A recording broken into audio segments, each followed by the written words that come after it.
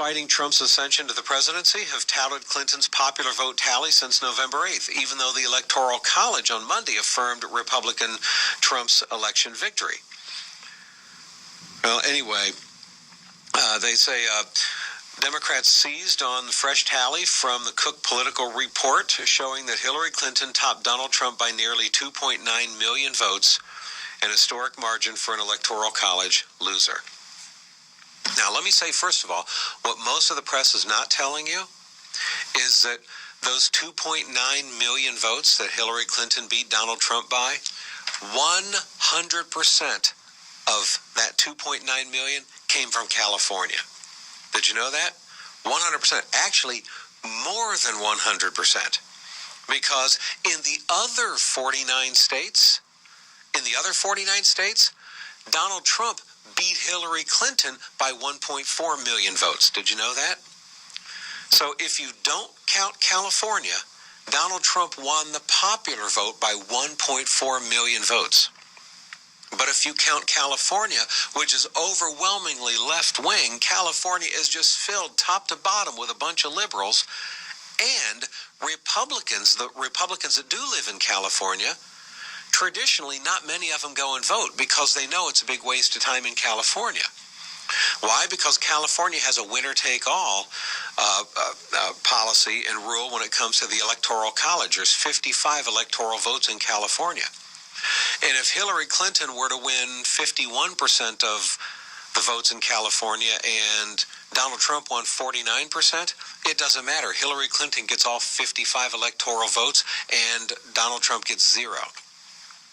And since you know California is going to go Democrat, no matter what, you know that, Republicans tend to go, why would I even bother voting? So Republican turnout in California is extremely low, which just widens the lead for Hillary Clinton that much more in California. So while she won the national popular vote by 2.9 million, she won in California alone by 4.3 million. You see the difference there? Hence, the 1.4 million difference that the rest of the country gave to Donald Trump. So you take out California, Donald Trump wins the entire country by 1.4 million votes. And by the way, if you take out California and New York, Donald Trump wins the popular vote in America in the other 48 states by over 4 million votes.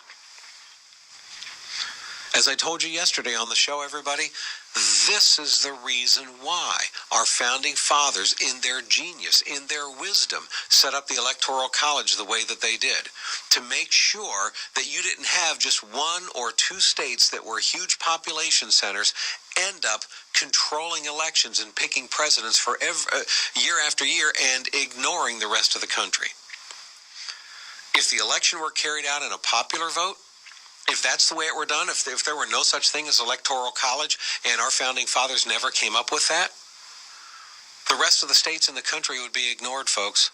Democrats would spend all of their time in California and New York, and even then, only in the big cities. They'd spend all their time in L.A., and San Diego and San Francisco and New York City. Those are the only places they would go. Why would they need to go anywhere else? They would ignore the rest of America. And by the way, in all fairness, Republicans would do the same thing. They would have to do the same thing. If this were a popular election vote, Donald Trump would have spent all of his time in the Bible Belt. That's it. He wouldn't have gone anywhere else. Why would he? Why would he waste his time? Just go after the population centers that are backing you. But you see, our founding fathers didn't want one state to pick presidents and the rest of the country to be ignored. The founding fathers wanted the whole country to participate in the election process.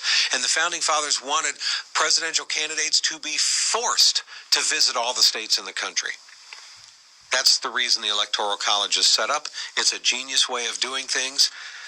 And so I do not agree with those who say get rid of the Electoral College. But anyway, that's what you got to understand about this whole thing about the media obsessing over Hillary Clinton winning the popular vote. It was all in California, folks. All in California. So Donald Trump, he tweets about this. He tweets, quote, "Campaigning to win Electoral College is much more difficult and sophisticated. than the popular vote. Hillary Clinton focused on the wrong states. He's trolling the press, folks. Donald Trump is saying, hey, you know what? Electoral college is how we constitutionally elect presidents in this country. And that's a more difficult way to win an election. And that's a more sophisticated way to win an election. I won the election in the more difficult way. The easier way is just spend all your time in big cities that are overwhelmingly your supporters. Then he tweeted, quote, I would have done even better in the election, if that is possible, if the winner was based on a popular vote, but would campaign differently. So now Trump again trolling the media saying, hey, if it wasn't electoral college, if it was popular vote, I would have campaigned differently. And guess what? I would have won by an even bigger margin. Then Trump tweeted, quote, I have not heard any of the pundits or commentators discussing the fact that I spent far less money on the win than Hillary did on the loss. See, folks, there are a lot of Republicans that look at stuff like that and they go, oh, they wince and they go, oh, come on, Donald Trump, you're not being very presidential. Stop that now. Just do the traditional way of talking to reporters. And I'm looking at this and I go, why? Why? I love it. He's kind of poking the media in the eye. He's trolling them. He says, come on, guys. Come on. Respond to what I'm saying. I know you're going to report my tweets. Are you going to respond to them now? You want to debate this issue? He's starting debate on this issue. And the media hates it. They hate him with a passion. Which I suppose is all the more reason why I love what he's doing. I do. Okay. We got other stuff in news and politics. We'll dive into it next couple minutes from now here on the Bob Duco Show.